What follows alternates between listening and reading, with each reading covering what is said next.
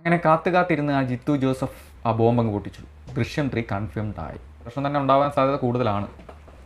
Jithu Joseph പെട്ടെന്ന് തന്നെ shoot ചെയ്ത് സിനിമ ഇറക്കാൻ താല്പര്യപ്പെടുന്ന ഒരു വ്യക്തിയാണ്. ജിത്തു ജോസഫ് ഒരു കാര്യം കൺഫേം ചെയ്തിട്ടുണ്ടായിരുന്നു. ദൃശ്യം 3യുടെ ക്ലൈമാക്സ് ഓൾറെഡി പുള്ളിയുടെ മുമ്പിലുണ്ട്. അതിന് മുന്നോട്ടുള്ള കഥ മാത്രമേ പുള്ളി ആലോചിച്ചാൽ മതിയായിരുന്നു. അപ്പം ആ മുന്നോട്ടുള്ള കഥ അല്ലെങ്കിൽ ആ ഒരു അതിലേക്ക് വരുന്ന ത്രെഡ് അല്ലെങ്കിൽ ആ ക്ലൈമാക്സിലേക്ക് വരുന്ന കഥയുടെ സഞ്ചാരം ഏറ്റവും നല്ലൊരു എക്സൈറ്റിംഗ് ഐഡിയ ഉണ്ടെങ്കിൽ മാത്രമേ പുള്ളി അത് ദൃശ്യം 3 ചെയ്യത്തുള്ളൂ എന്ന് പറഞ്ഞു. അങ്ങനെ ഐഡിയ ഇപ്പോൾ കിട്ടിയിട്ടുണ്ടെന്നാണ് ഇപ്പം മനസ്സിലാക്കുന്നത്. അല്ലെങ്കിൽ അത് ആ ക്ലൈമാക്സിലേക്ക് എത്തപ്പെടാൻ സാധിക്കുന്ന പല കാര്യങ്ങളും ഉണ്ടെന്നാണ്. ഇതിൻ്റെ ഏറ്റവും വലിയ കോമഡി എന്താണെന്ന് വെച്ചാൽ ദൃശ്യം 3 മലയാളികളെക്കാട്ട് വെയിറ്റ് ചെയ്തിരിക്കുന്നത് ബോളിവുഡും തെലുങ്ക് ആൾക്കാരുമാണ്. കാരണം ഇത് ഇറങ്ങിയാലല്ലേ അവർക്ക് ഇതൊന്ന് റീമേക്ക് ചെയ്യാൻ പറ്റത്തുള്ളൂ.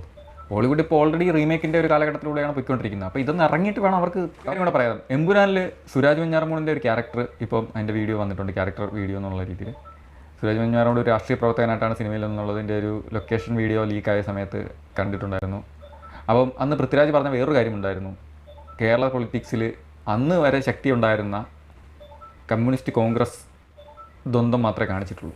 അതുകൊണ്ട് തന്നെ BJP ഓർ RSS ആ ഒരു പാർട്ടിയെ അവഗണിക്കാതെ ഈ ഒരു രാഷ്ട്രീയ പശ്ചാത്തലം പറയാതിരിക്കാൻ പറ്റത്തില്ലെന്നറിയാം. അതുകൊണ്ട് അതുമായി ബന്ധപ്പെട്ട ഒരു പ്രവർത്തകനായിട്ടാണ് സുരാജ് എന്ന് തോന്നുന്നു. അന്ന് കണ്ടപ്പോൾ അങ്ങനെയാണ് മനസ്സിലാക്കാൻ സാധിച്ചത്. അപ്പോൾ രാഷ്ട്രീയ പശ്ചാത്തലം എല്ലാ തരത്തിലുള്ള പാർട്ടികളെയും ഇതിനകത്ത് ഉൾക്കൊള്ളിക്കുന്നു എന്ന് തോന്നുന്നുണ്ട്. കാരണം ഇത് കുറച്ചും കൂടെ വൈഡ് ക്യാൻവാസിൽ പറയുന്നതുകൊണ്ട് അങ്ങനെ ആവാൻ സാധ്യതയുണ്ട്. അപ്പോൾ കൂടുതൽ വിശേഷങ്ങളുമായി ഓക്കെ.